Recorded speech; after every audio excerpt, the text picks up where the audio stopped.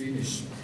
When the first run of the slalom of the ladies will start, we are very confident that they have already fine weather, some random clouds. Temperatures in the first run 0 to +2 degrees, and from noon on.